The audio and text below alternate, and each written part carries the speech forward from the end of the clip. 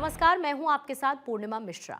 हमारे खास प्रोग्राम क्या कहते हैं नरेंद्र मोदी में आज आपको सुनवाएंगे पीएम मोदी का वो ऐतिहासिक भाषण जो उन्होंने 20 नवंबर 2023 को राजस्थान के पाली में दिया।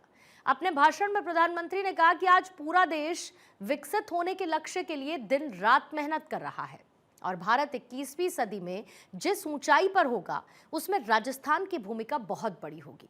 इसीलिए राजस्थान में ऐसी सरकार जरूरी है जो राजस्थान के विकास को सर्वोच्च प्राथमिकता दे। मेरे परिवारजनों, आज पूरा देश विकसित होने के लक्ष्य के लिए दिन रात मेहनत कर रहा है। भारत 21वीं सदी में जिस ऊंचाई पर होगा उसमें राजस्थान की भूमिका बहुत बड़ी होगी, अवश्य होगी। और इसलिए राजस्थान में ऐसी सरकार जरूरी है जो राजस्थान के विकास को सर्वोच्च प्राथमिकता दे। दुर्भाग्य से पिछले 5 साल राजस्थान में जो कांग्रेस सरकार रही उसने अपने लोगों को विकास में और पीछे धकेल दिया। यहां की कांग्रेस सरकार के लिए भ्रष्टाचार से बड़ा कुछ भी नहीं है। यहां की कांग्रेस के लिए परिवारवाद ही सब कुछ है। यहां की कांग्रेस सरकार तुष्टीकरण के अलावा कुछ नहीं सोचती। तुष्टीकरण की राजनीति का असर क्या होता है, इसको राजस्थान ने बीते 5 वर्षों में झेला है। कांग्रेस ने राजस्थान को दंगों में झोंक दिया। दंगों और आतंक की मानसिकता रखने वालों के हौसले बुलंद हो गए। सौहार्द की इस धरा पर ऐसी घटनाएं हुई जिनके बारे में कभी कल्पना भी हम नहीं कर सकते थे। ऐसी विकृत मानसिकता वाली कांग्रेस को अच्छे से सबक सिखाना जरूरी है। सिखाओगे? सिर्फ पाली में ही सिखाओगे कि औरों को भी बताओगे?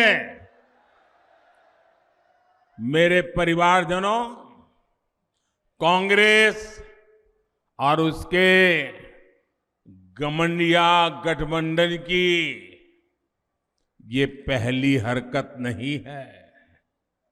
सनातन को लेकर इन्होंने क्या क्या कहा है ये पूरे देश ने देखा है। मेरी माताएं बहनों ने तो बहुत आक्रोश व्यक्त किया है। कांग्रेस और उसके साथी सनातन को खत्म करने का ऐलान कर रहे हैं और सनातन को खत्म करने का मतलब है राजस्थान की संस्कृति को खत्म करना। क्या ये करने देंगे आप? ये करने देंगे? ये कांग्रेस के कारनामे चलने देंगे? एक घमंडिया गठबंधन के करतूत मान्य करेंगे? साथियों, हम सब तो भली भांति जानते हैं यहां जालोर जिले में कानीवाड़ा में हनुमान जी का प्राचीन मंदिर है। उस हनुमान जी के प्राचीन मंदिर में पीढ़ियों से दलित समाज के ही पुजारी होते हैं, भगवान की पूजा करते हैं और सब लोग जाकर के वहां आशीर्वाद लेते हैं, प्रसाद आरोग्य करते हैं। ऐसी प्रेरणादायी भूमि पर कांग्रेस के संरक्षण में दलितों को निशाना बनाया जा रहा है। आप देखिए, महिलाओं और दलितों को लेकर ये कैसी कैसी भाषा का उपयोग कर रहे हैं। कुछ दिन पहले ही बिहार में घमंडिया गठबंधन के एक नेता वो वहां के मुख्यमंत्री हैं। उन्होंने दलित समाज के एक पूर्व मुख्यमंत्री के लिए ऐसी अभद्र भाषा बोली, ऐसी अभद्र भाषा बोली, कोई सामान्य नागरिक भी बातचीत में भी ऐसा नहीं बोल सकता। वो विधानसभा के फ्लोर पर बोल रहे थे। ये है घमंडिया गठबंधन। क्यों गालियां दी? क्योंकि वो पूर्व मुख्यमंत्री अति पिछड़े दलित परिवार से आते हैं, इसलिए उनकी बेइज्जती करने में उनको आनंद आता है। उन्होंने तो पाप किया, लेकिन कांग्रेस के एक भी नेता उसके मुंह से ये गलत हुआ है, ऐसा नहीं होना चाहिए, ये बताने का भी विवेक नहीं है। दलितों के खिलाफ अत्याचार करने वालों को देखकर कांग्रेस आंखों पर पट्टी बांध लेती है। यहां राजस्थान में 5 वर्ष तक दलित परिवारों के साथ हुए अत्याचार पर कांग्रेस ने यही किया है। साथियों, जब से महिलाओं को आरक्षण देने वाला कानून नारी शक्ति वंदन अधिनियम पारित हुआ है, तब से इन्होंने महिलाओं के विरुद्ध अभद्र अभियान छेड़ दिया है। घमंडिया गठबंधन के नेताओं ने कैसी कैसी आपत्तिजनक टिप्पणियां हमारी माताओं बहनों के लिए की है। बिहार के मुख्यमंत्री ने तो विधानसभाओं में महिलाओं के प्रति घोर अपमानजनक शब्दों का प्रयोग किया है। लेकिन मजाल है कि कांग्रेस के किसी भी नेता ने कोई आवाज उठाई हो। और यही कांग्रेस का असली चेहरा है, जिसे राजस्थान के लोग पहचान गए हैं।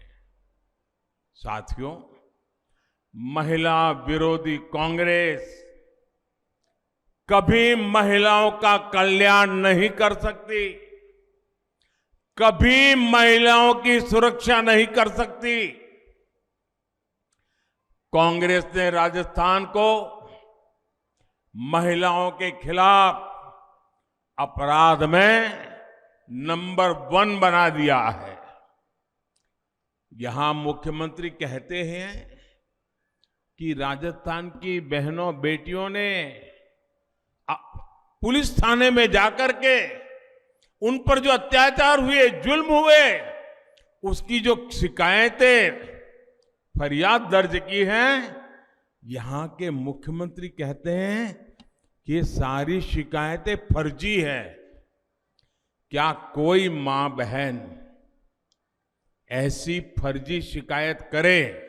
ऐसा हमारे देश में कभी हो सकता है क्या?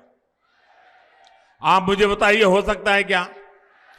कभी कोई महिला, हमारे देश की माताएं बहनें तो ऐसी हैं, थोड़ा सा भी उनके साथ किसी ने बदतमीज की हो तो चुपचाप वहां से चुपचाप चली जाती है।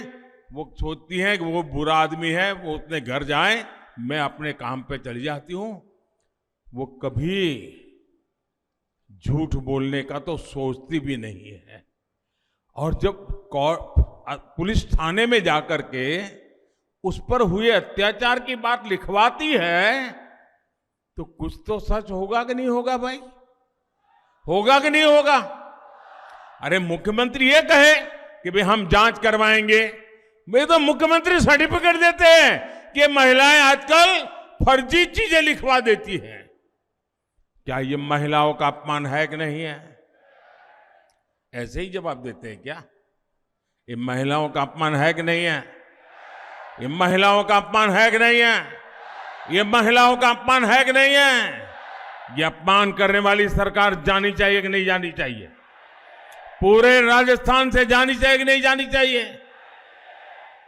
इतना ही नहीं, ये मुख्यमंत्री का सबसे करीबी मंत्री विधानसभा में इस अत्याचार को ये कहकर के उचित ठहराता है कि ये राजस्थान तो मर्दों का प्रदेश है। क्या मर्द इसलिए मर्द कहलाते हैं कि इस प्रकार से पाप करते हैं? ये मर्दों का अपमान है कि नहीं है? ये मर्दों का अपमान है कि नहीं है? अरे राजस्थान के मर्द बहन बेटियों की इज्जत के लिए अपना सर कटवा सकते हैं। ये मर्द होते हैं राजस्थान। और तुम्हारे मंत्री खुलेआम कह दे कि तुम मर्दों का प्रदेश है तो फिर महिलाओं के साथ आपको शोभा देता है क्या? और इतना ही नहीं, उस मंत्री के पास शायद कई लाल डायरिया छिपी हुई है, इसलिए ऐसे मंत्री को भी टिकट दे दिया। इसका मतलब यह हुआ महिलाओं पर अत्याचार और जुल्म करने वालों को कांग्रेस की दिल्ली सरकार भी, कांग्रेस के दिल्ली के कारनामे करने वाले लोग भी, कांग्रेस के दिल्ली में बैठे हुए सारे बाजीगर भी ये जादूगर की हर बात मानने लग गए हैं। और इसलिए कांग्रेस और इसके घमंडिया साथियों की मानसिकता एक जैसी है, महिला विरोधी है। मैं राजस्थान की हर बहन बेटी को कहूंगा, आपको राजस्थान से कांग्रेस को साफ करने के बाद ही चैन से बैठना है। कांग्रेस के लोग सिर्फ एक परिवार के बारे में सोचते हैं। भाजपा के लिए आप सभी हमारा परिवार है। भाजपा का निरंतर प्रयास है कि हर परिवार की बचत को कैसे बढ़ाया जाए। आप याद कीजिए, कांग्रेस की सरकार जब थी तब 2 लाख रुपए तक की इनकम पर भी टैक्स लगता था। यहां के लोग तो बराबर व्यापार दुनिया से जुड़े हुए हैं। 2 लाख रुपए पर टैक्स लगता था कि नहीं लगता था? जरा जवाब दीजिए, याद कीजिए। कांग्रेस के जमाने में 2 लाख रुपया पर टैक्स लगता था कि नहीं लगता था? ये मोदी के आने के बाद 7 लाख रुपये तक एक नया पैसा टैक्स नहीं लगता है। मेरे मध्यम वर्ग के पैसे बचते हैं। 2014 में सरकार बनने के बाद भाजपा ने डायरेक्ट टैक्स में जो कमी की है, उसकी वजह से मध्यम वर्ग के जेब में 2.5 लाख करोड़ रुपए बचे हैं। और ये हमारे कर्मचारी हो, हमारे व्यापारी हो, छोटे दुकानदार हो, इनके लिए बहुत बड़ी राहत का काम है। साथियों, ये केंद्र की भाजपा की सरकार की नीतियां हैं, जिसकी वजह से आज आपके मोबाइल का बिल भी कम आ रहा है। कभी आपको मालूम है पहले मोबाइल का कितना बिल देते थे आप? सब भूल गए। अब ये भूल जाओगे तो कैसे चलेगा भाई? जरा पुराना हिसाब किताब निकाल दीजिए। 2014 के पहले आपके पास अगर मोबाइल फोन था तो मोबाइल का बिल कितना आता था वो जरा देख लीजिए। कांग्रेस सरकार के समय में आप जितना मोबाइल डेटा खर्च करते थे, आज अगर डेटा की कीमत वही होती, 2014 में जो दाम देने पड़ते थे, आज अगर वही होता ना, तो हर महीने सिर्फ मोबाइल खर्च में आपको 5,000 रुपया अधिक खर्च करना पड़ता। अभी आपका हर महीने 5,000 रुपया बचा कि नहीं बचा? जरा जोर से बोलो ना, पैसा बचा यार, मारवाड़ी हो। 5,000 रुपया बचा कि नहीं बचा? आज एक घर में 3 या 4 मोबाइल होते हैं तो कितना रुपया बचा? कितना रुपया बचा? ये मोदी का काम करने का तरीका है।